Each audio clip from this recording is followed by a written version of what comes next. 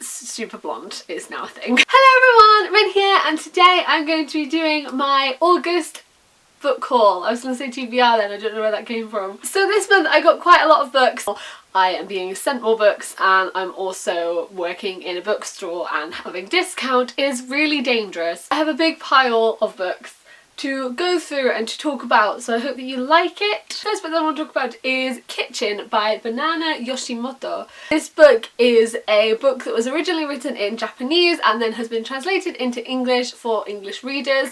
We now have a section at work which is like read Japanese, and I really love Japan and the culture, and just I'm currently learning Japanese and I'd love to go like more than anything. As soon as I saw this section, it had gone up while I was off for a couple of days, and I was like, oh my god, this book's... So this was one of them. I've already read it. I read it in a day. It's only 150 pages, so it wasn't very long, and I can't really sort of describe what it's about. It's about a girl and her life, but you kind of meet her halfway through things happening, and then it kind of ends halfway through things happening, and lots of things go down, and it's about people and how people can affect your life. There's lots of different issues in it, such as like transgender issues and how transgender people are treated, and lots of different things, and a big sort of mix of themes and life, and it just felt very, very real, and I really, really enjoyed it. I thought it was really good. I would recommend it. I thought it was a really, really, really good book that really touched upon some really important things. And then another book that was also in that Reading Japan section was The Nakano Thrift Shop by Hiromi Kawakami, but it's been translated by Alison Markin Powell. This book is by the author of Strange Weather in Tokyo, which is another book that was translated. It is about Mr. Nakano's thrift shop and the things it found in there, and again,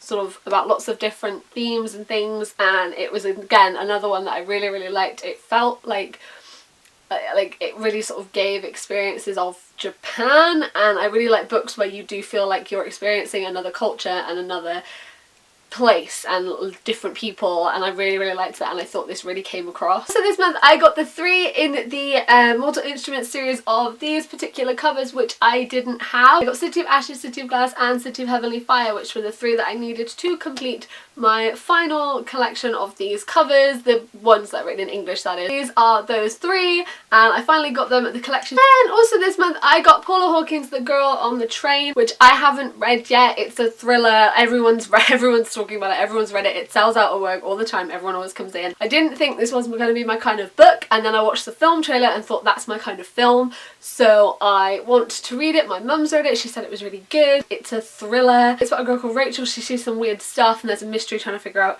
who did what and who was where at certain times and stuff, so I've been looking forward to reading it. I think it's going to be really good. I've heard nothing but good things about it, so I'm excited. And then this month, me and my friends have a little book reading group between us, like sort of as a fun way to read something that isn't something that we're doing, like, you know, for a job or anything, you know, it's just kind of a little way to just read something a bit different and stuff. This month, our reading book was The Casual Vacancy by J.K. Rowling, so I had to buy it because I didn't already have it, and I have read it, and I just have mixed opinions. Bits of it made me really angry, and I really, really felt like it was sort of trying to be like, this is real life, and real life is crap. I don't know, I enjoyed it. The ending made me kind of angry and annoyed, and I wasn't expecting that ending, and I was annoyed that that was the ending because I really cared about Crystal and her family. I had to have mixed opinions. I gave it 3 out of 5 stars, and I did enjoy it, and I was really enjoying it at the beginning, and it was really good, and it was really good to get into. She writes fantastically, like,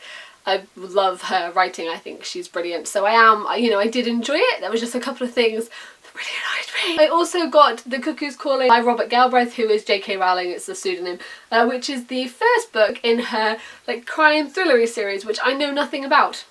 It's about a private detective called Cormoran Strike. He's a war veteran, and it's sort of about him and that kind of thing, and I've heard lots of good things about it. Lots of my friends have told me it's a good series. It's about to become a TV show series. I think they're about to start filming it. I am looking forward to reading it because I love the way that J.K. Rowling writes, and I love the way she tells stories, and I've been really into crime stuff recently and thrillery stuff, so I think I am going to like this. I think it's going to be good.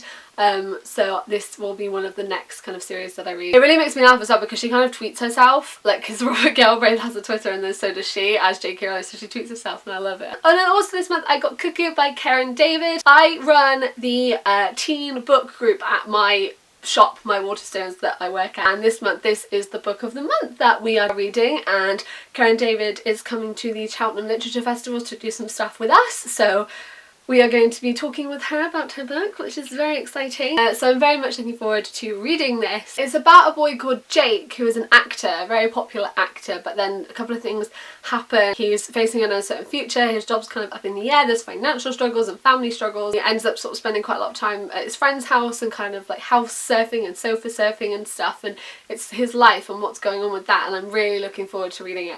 I've heard nothing but good things about it. I think it's going to be really good. Then also in August I got The Graces by Laurie Evie. This book came out in September, but I was really lucky and got a Lemon Crate box in August. I will link the video from me unboxing that down below. And this was one of the books that was in it. I got it a month before publication, which I was so excited about. It's about these people called the Graces, and the rumour is they are witches. I haven't read anything with witches in it for a really long time, so I am very excited to read this because I think it's going to be different to what I have been reading recently, which is good. Sometimes it's good to have a little bit of a change. Then also in August I was putting out some books at work, and this was one of them, and I didn't know you could get this in the UK. I thought you had to order it from the Twilight of an Arms website, but truth be told, no you don't. The book is If You Feel Too Much by Jamie Chorosky, and I can never say that name right. He is the founder of the non-profit organisation To Right Love on Our Arms, which helps people with mental illnesses and addictions, and they are an incredible charity. I've always supported them. I always like to donate things to them and help them and do what I can. This book is about the founder of that and the thoughts that he has and thoughts on different topics that To Right Love on Our Arms help with. Obviously it's quite a deep book. It isn't a light-hearted book, but I think it's important, and I think that he is very important, and so is the non-profit organisation. I think they are incredible, so I was really excited when this came in. I've read it, it's amazing. He is wonderful. What the organisation do is wonderful. How many lives they've changed and just made a lot better and helped is wonderful. I will leave their website down below if you want to hear more about them. That wasn't like sponsored or anything. They haven't asked me to do anything. I just really think they're wonderful. And then this month you may have seen that I went to Brighton on a little holiday, kind of went away for a couple of days to just have a break, and while I was there they had this amazing comic book shop. It was called Dave's Comics. It was wonderful, and as soon as I saw it I was like, I have to go in here, I have to have a look. And I ended up buying 2 graphic novels. The first one that I got was In Real Life by Cory Doctorow and Jen Wang. I've just ruined those names. Which is about a girl called Anda, and she loves this game and she likes to play it. She plays it all the time, and then she meets someone in the game and lots of things happen and lots of stuff goes down, and I really love things like this. I love stories with like video games and all that kind of thing. I really like No Game No Life, the anime. I really like Sword Art Online, and this is slightly different to those, but I like that kind of thing, and I like the video game. I love video games, so I love like stories about them and that kind of thing, so I'm very much looking forward to reading this one. And then the next one I got was Nimona, and Nimona is a shapeshifter, and it's a fantasy graphic novel, which I love. I love fantasy. And then she knows someone called Lord Blackheart, who's a villain. So they are sidekick and villain. So they are going to go and get their revenge and wreak havoc and prove that these people that are kind of hero, like sort of worshipped and seen as heroes, are not actually as great as everyone thinks they are. And it sounds really good. I really love fantasy stuff, and I haven't really read like a fantasy graphic novel before. I've read ones that have got elements of sort of like magic and stuff in, but not like a main fantasy one, so I'm really looking forward to reading it. And then the lovely people over at Curious Fox Books were really nice enough to send me 2 hardbacks, which is insane. This is amazing. The Lewis Lane books, which look so cool. This one was already out, but they sent it to me along with the new one, which I think has just come out. When they sent it to me it wasn't, but I do believe it just came out. The first one's called Fallout, the new one's called Double Down, and it's about a girl called Lois Lane. Her dad's in the army. She's moved loads of times with him. They move around quite a lot, but then they've moved somewhere for good, and she has decided that she doesn't want to do anything she's doing. She actually wants to make friends. She wants to fit in and stick around. And lots of things happen, and it's kind of got a little bit of mystery to it, and they're supposed to be amazing. I've heard nothing but good things about them. I will post a review of them as soon as I have read them and discuss them with you guys, because I'm really looking forward to reading them. And then also in August I got This Modern Love by Will Derbyshire. Will is a YouTuber. He is actually one of the YouTubers that I still watch, because I just sort of tend to watch BookTube now. That wasn't sort of like a conscious decision, it just kind of happened, and now all I kind of watch is BookTube. And then like top 10 creepy ghost pictures videos. I really love Will's videos. They're really creative and different, and he's very artistic, and I just love the creativity and thought that goes into his videos. So when I heard about this book, which has got letters from lots of different people to their boyfriends, girlfriends, ex-boyfriends, girlfriends, lots of different people, and these love stories, and it's a collection of those and people's stories and people's lives, and I've read it and it feels very real, and you get to see lots of different experiences and snapshots of love from all over the world and in all different shapes and forms, and I think it was a really, really, really unique idea, and I thought it was really, really good, so I really liked it, and as soon as I heard the concept of it I really wanted it, and it finally came out in August. So I was really happy, and then I picked up a copy and it was really, really good. So well done, Will. I think you did good there. It was a really creative idea. And then also in the Illuma Crate box I got Nevernight by J. Christoph, and it's about a girl called Mia, and she kind of gets trained in dark things and death and stuff when she's very young, but then as she gets older she has to become a weapon, she has to fight, she has to learn to fight and to protect. Lots of things is going on and she has to sort of stand up and fight, and it's supposed to be incredible. I'm so excited to read it. And then also I was so excited because the third book in the Magisterium series, The Bronze Key by Holly Black and Cassandra Clare, finally came out in August. I say in August, it was like the last day of August, but I love this series. I've spoke about this series quite a bit. The Magisterium series is currently 3 books. It's going to be more. The first book, The Iron Trial, is about a boy called Kel who is magical and gets invited to take a test to join the Magisterium, the magical school, and his dad hates magic, thinks it's bad, and tells Kel that he has to fail this test. He fails it so badly, however, that they know that he failed it on purpose, and he gets accepted anyway. Lots of things happen. There's a really big twist. It really stresses me out because it's like lots of things happen and I never know what's going to be okay, and it's really, really, really good. They write together fantastically, they work together fantastically. I'm halfway through this one and it's honestly wonderful. It's such a good series. I'll post a review of the third book when I finished it, and it's so good. I love Magisterium. I'm so glad the third one's out now. And then penultimately, the Waterstones Children's Book of the Month this month is Wolf Rider by Catherine Rundle, and obviously I work in Waterstones and this isn't sponsored or anything. I just like to read the children's book of the month because most of the time in my store I work in the kids and the teen section because it's my favourite. So I like being able to know what the book is and talk about the book and be able to give someone an honest opinion and an honest thought on the book.